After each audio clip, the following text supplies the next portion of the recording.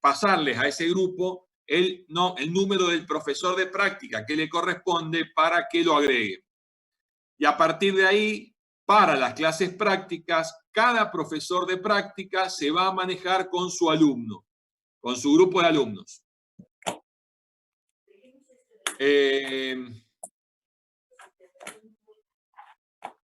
Bueno, ahí me pregunta Facundo qué tema vamos a dar hoy. Lo vamos a saber a las 20 porque como no está, hoy está pedida la clase de práctica, vamos a ver qué tema de teoría damos.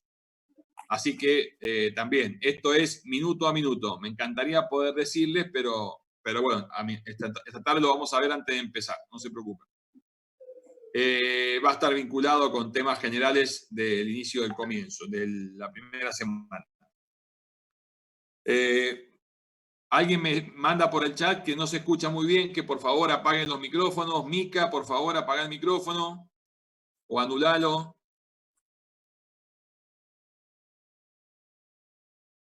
Alejandra Vázquez, si puede apagar el micrófono. No sé, Paola, si vos tenés el micrófono prendido también.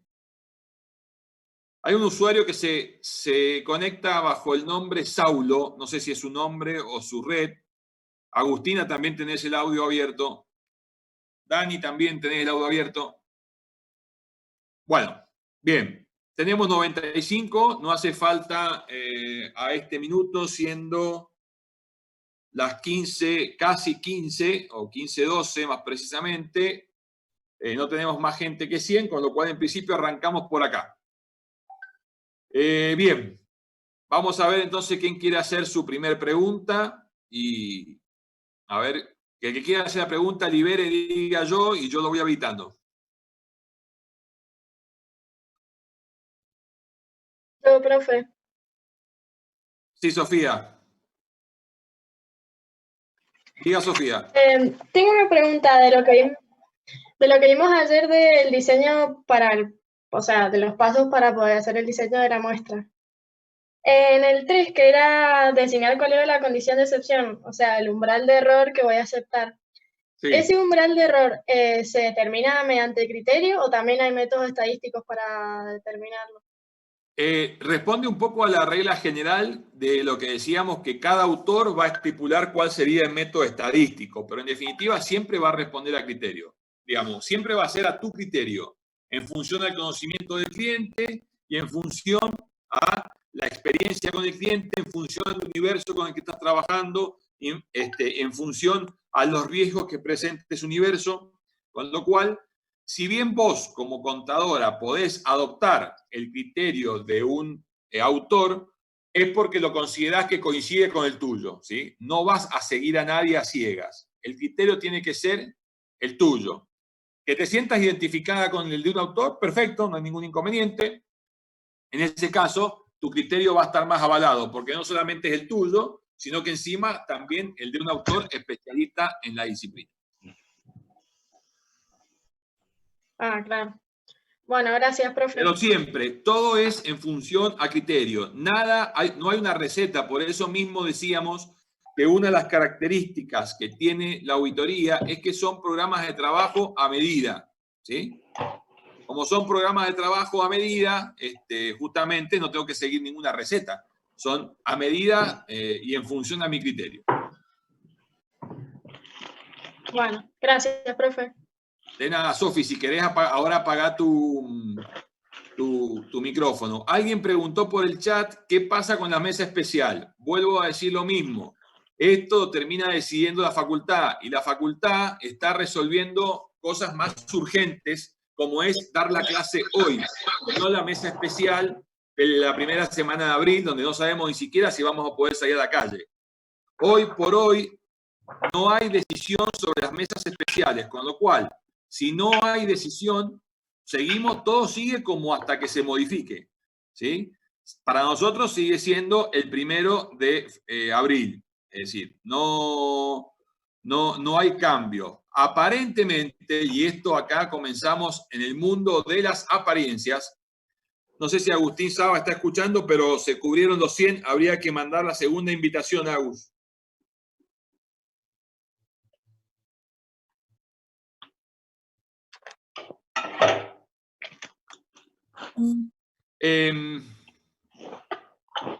Digo, hasta que no haya una versión oficial de la facultad, que insisto, hoy está corriendo detrás de los profesores para que puedan empezar a dar sus clases virtuales, todo sigue como hasta la última vez que nos enteramos. Nuestra mesa, el 1 de abril. Lo que tampoco podemos asegurar es cuál va a ser la modalidad, porque podemos ir a la facultad, ¿sí? Si pudiéramos ir a la facultad, la modalidad va a ser oral. Y si no pudiéramos ir a la facultad, quizás hasta nos obliguen a tener que tomar el examen por acá, que también podrá ser escrito a través de Conet o podrá ser un oral a través de esta plataforma. No estoy en condiciones de poder asegurarlo todavía. Próxima pregunta. Profe, Sí, Leandro. una pregunta. ¿A qué se le llama afirmación de corte? El LOCE, lo leí en el LOCE. ¿Te acuerdas cuando vimos las visitas? Sí. Cuando vimos visitas, vimos la visita de planificación, la visita preliminar, la visita de corte y la visita de saldos. Bueno, al igual que las visitas, nosotros podríamos llegar a identificar alguna afirmación que tenga que ver exclusivamente con el corte. De hecho, hay una afirmación que se llama corte. O de hecho, hay una afirmación que se llama periodo adecuado. ¿Qué quiere decir periodo adecuado? Que justamente tengo que hacer un buen corte para atribuirle a cada periodo lo que corresponde. Y otra pregunta, no sé si puedo... Sí. El LOCE en una parte habla de, bueno, del procedimiento de observación física que proporciona una evidencia altamente confiable siempre y cuando sea en el momento, o sea, para el momento en que se hace, digamos. Para el cierre. Claro. Pero la pregunta mía es, ¿se puede hacer por ejemplo, un conteo de stock después del 31, después de la fecha de cierre? Sí se puede.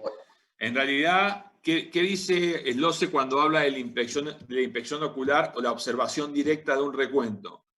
Que va a brindar información más alta o de mejor calidad cuando se haga justo el día de corte. Es decir, si el cierre es el 31 de diciembre, ¿sí? Que hagamos el inventario el 31 de diciembre. ¿Por qué? ¿Yo podría hacerlo fuera de esa fecha? Sí, podría hacerlo fuera de esa fecha en tanto y en cuanto se cumpla la condición de que yo confíe en los controles, ¿sí? Si yo confío en los controles, me puedo dar el lujo de a lo mejor hacer el inventario el 5 de enero y después, basado en la confianza de controles, retrotraer la cifra recontada y por analogía o por reconstrucción de cifras, por volverme para atrás, ¿sí? Yo podría inferir cuál fue la existencia de diciembre. Pero acá ya hay dos metodologías. Primero, contar al 6 de enero y después confiar en que todos los ingresos y todos los egresos son todos los que corresponden y están bien hechos para que, restando, sumando, yo llegue a la existencia de diciembre. Pero fíjense que acá existen dos cosas. Si yo tomo el inventario de diciembre, solo hago inventario. Pero si yo tomo el 6 de enero, primero tengo que hacer el inventario y después tengo que retrotraerlo a la fecha de diciembre. ¿Cómo lo hago? Al inventario del 6 de enero le voy a restar todos los ingresos y le voy a sumar todos los egresos para poder calcular la existencia al 31 de diciembre. Pero eso sí confío en los controles. Solamente si confían en los controles. A ver, si confiamos en los controles generales, ¿sí? No en el ambiente, no en el sistema de control interno. Bueno, el control general forma parte, pero digo, en los controles generales que me garanticen o me den garantía de que los movimientos que estoy tomando para retrotraer la información son los correctos y son todos. O sea que si lo hago solo la fecha... Te escucho. Si lo hago solo en la fecha de corte,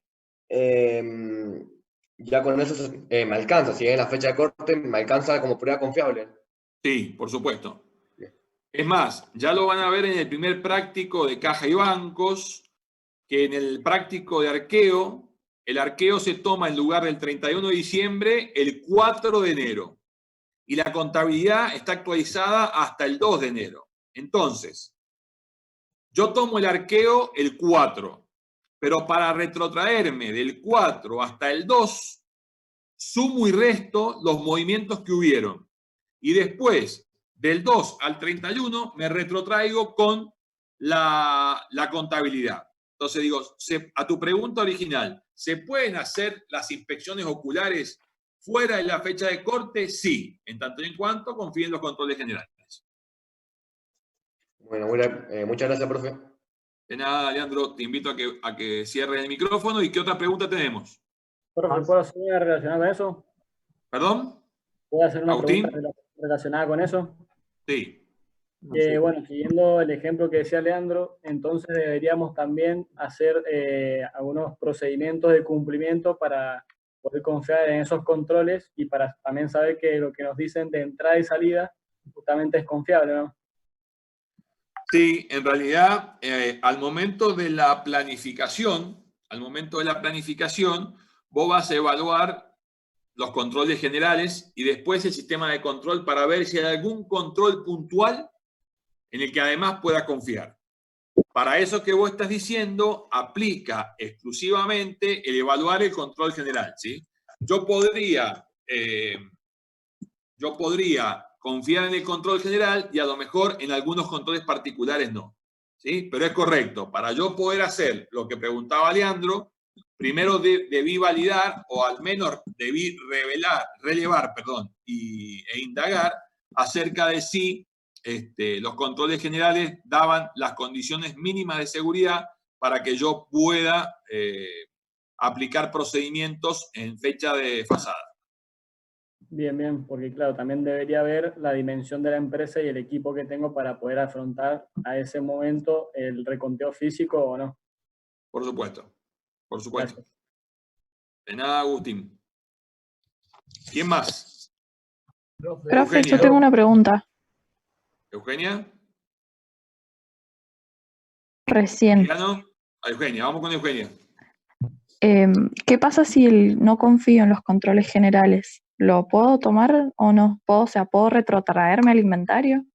Si no confía en los controles generales, lo que vamos a tener que hacer es no vamos a poder desplazar, ¿sí? No vamos a poder desplazar el recuento de fecha. Sí o sí lo vamos a tener que contar el día de corte, es decir, el 31.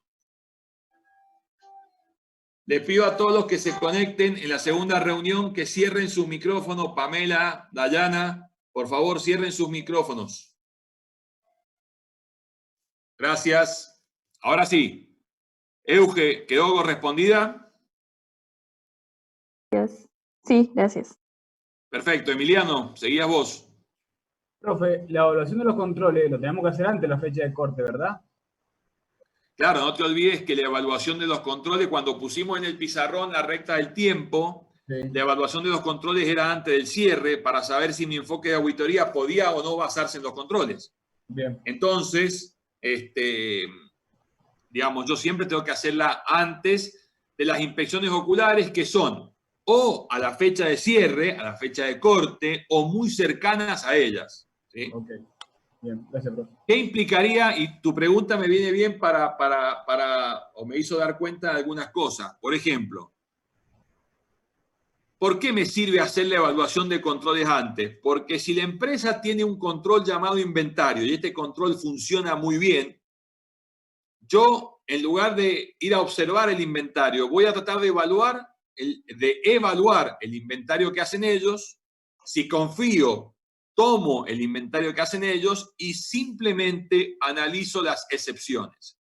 Si cuando yo quise evaluar y confiar en el control de inventario de ellos no pude confiar, ¿sí?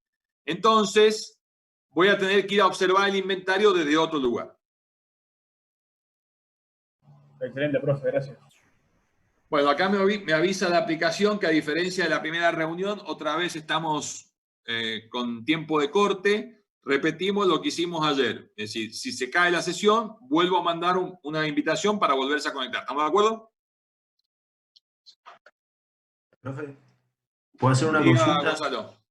Sí. Profe, le quería preguntar, por ejemplo, en los casos que haga primera auditoría, ¿sería algo raro que pueda confiar en los controles y en la empresa? O sea, más No. tendría que aplicar en general más procedimientos sustantivos que de cumplimiento, ¿no? A ver, vamos a separar, frente a un problema grande, lo separamos en la cantidad de problemas pequeños que podemos. Primero, no sé si yo me ocuparía, Gonzalo, todavía de una primera auditoría, porque la primera auditoría se razona de una manera particular que entiendo todavía no estamos en condiciones de hacerlo. Punto número 1, para que no te compliques. Punto número 2, te respondo.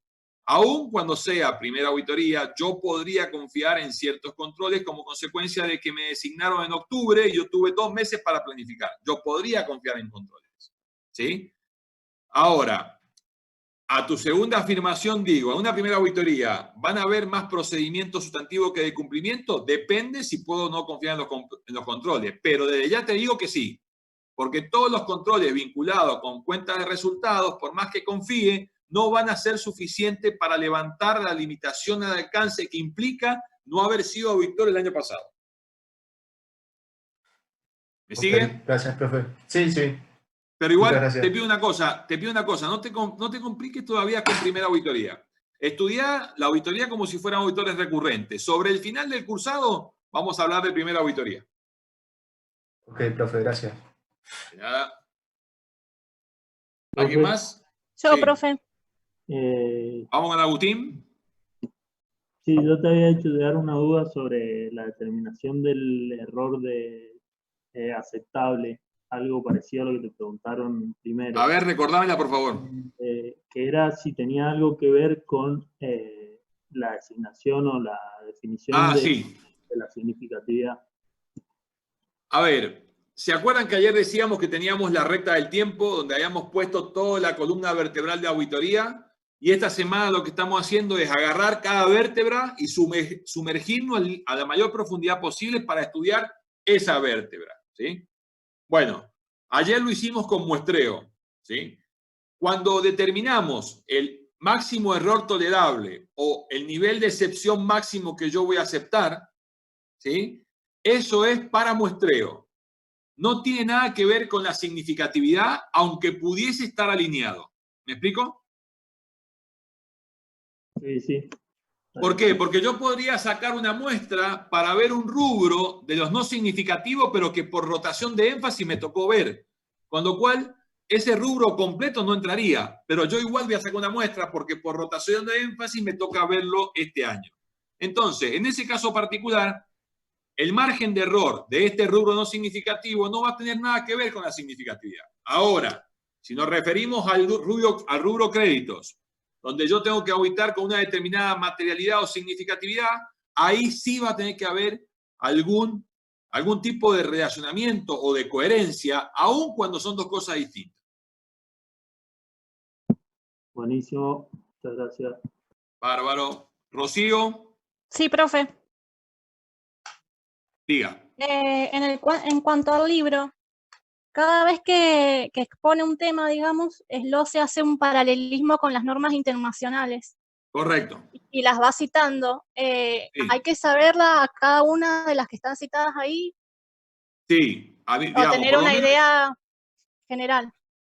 Digamos, por lo menos es importante que vos sepas cada uno de estos temas en qué norma internacional está tratado.